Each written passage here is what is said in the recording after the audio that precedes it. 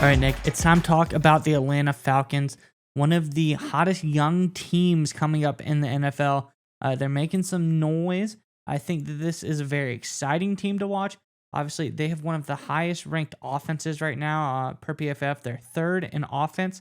And quite honestly, Nick, they have a good special teams unit as well, seventh special teams, but the defense has been lacking. But I think there's some growth being made. They're 23rd defensively. But I think there's some guys that are going to start popping out here. And I think this defense is on the turnaround. And you have a story about a specific player here on the defensive side of the ball that's shown some promise. And we're going to get into that in just a minute. But Falcons fans, the team is young. It's looking really good right now. But maybe there's a couple of pieces that you think that you're missing. And none other than the trade deadline is coming up very soon, November 1st. So let us know in the comments below, who would you like to see the Falcons pick up before the trade deadline? Let us know in the comments below, who would you like to see them pick up at the trade deadline? But Nick, what's going on with the defense?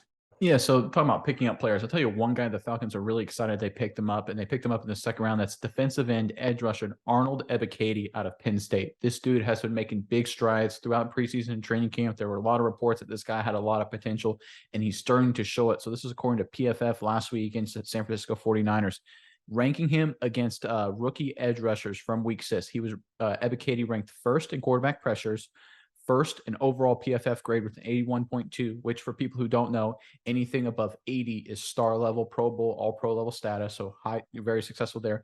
And a 26% pass rush win rate, if I can say that 3 times.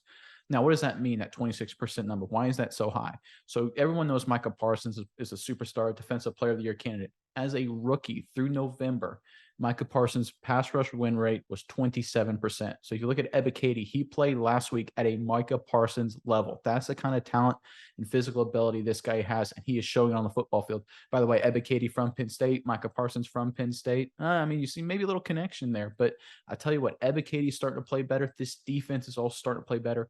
4 straight games. They've given up only 18 points on average with those 4 games. That's winning football. And that's why the Falcons, you see them right now, tied for first place in the NFC South. But Miles, give me your thoughts on Ebiketie and this Falcons defense. What do you think of them? I mean, they're kind of forgotten. You alluded to it, but I really think they're making some strides at this point in the year.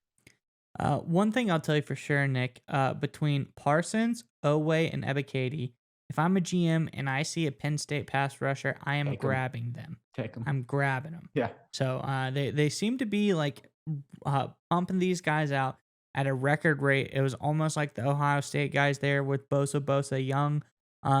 So look out for these Penn State pass rushers. They are coming out of nowhere. But yeah, the defense is looking really nice, Nick. Obviously you got the Falcons superstar defender would be none other than Grady Jarrett in the middle of the field. He's doing a lot of great stuff for the Falcons. AJ Terrell, he's traditionally been a really good player for them as well. Maybe whether or not he's played well this season remain to be seen. But I think that a good defense to complement this offense is definitely what you need. So I like to see a guy like Ebiketie coming up and kind of having a breakout, kind of having making his role known, showing what he's capable of. Because at this point, getting into week 7, I think this is the time where rookies really are getting the flow of things. They're feeling confident that, hey, I can play at NFL level caliber of play. I can come out here and really, these guys across the ball are just like me. I'm equal to them. So I think coming into week 7 is about a time where you have enough games under your belt. You got to start feeling comfortable. So I think that's why we see these guys start to pop right about now. But Ebiketie, he looks special, Nick. He looks really special, and I hope for the Falcons' sake that he can continue to progress and that this defense can complement this offense. And I think we're going to see it, Miles. If you look at the Falcons schedule, I've got it pulled in front of me. It is set up for Ebiketie and his Falcons defense to make big time statements. So this week they go to the Bengals. Obviously, the Bengals, good football team, but that's a weaker offensive line. Excited to see what Ebiketie can do against that group. And then listening to these upcoming teams after that, they play the Panthers, bad offense, Chargers, beat up with injuries, Panthers again, bad offense, Bears, really bad offense, Commanders, really, really bad offense. And then the Steelers who have, struggled on offense as well. They've been up and down. So we see over this next stretch of games here, this Atlanta Falcons defense led by Ebiketie is going to have all kinds of potential here to make big plays and kind of show their strength that they've been building up the last 4 weeks and really apply it. And this Falcons team going into the year, a lot of people said they were one of the worst rosters in the NFL. Not us. We ranked them about average.